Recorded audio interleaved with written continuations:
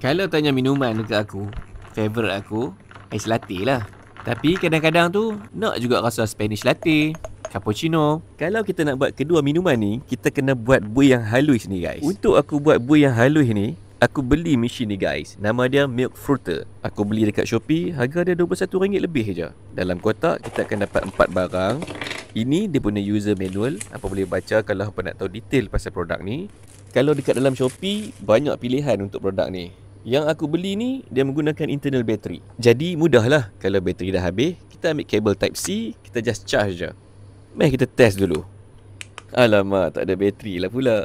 Tak apa, lagi kita charge. Untuk bilah pemuka ini pula, untuk pasang dia, just cucuk macam ni je.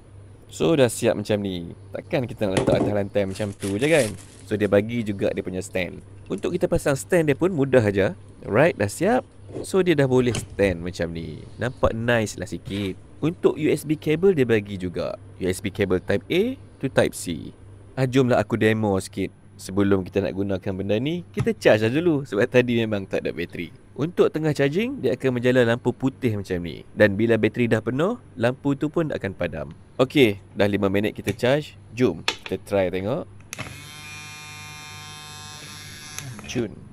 Okey, dekat tangan aku ni ada espresso kopi dan juga aku dah bubuh juga susu pekat dekat bawah tu.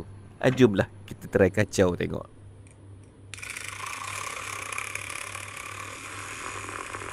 Dia punya laju dia boleh tahan. Tengok, dia dah jadi dah buih halus tu. Tak payah nak pusing lama-lama. Alright, nampak macam nice kan. Kita buat Spanish latte lah. Okey, ni ais.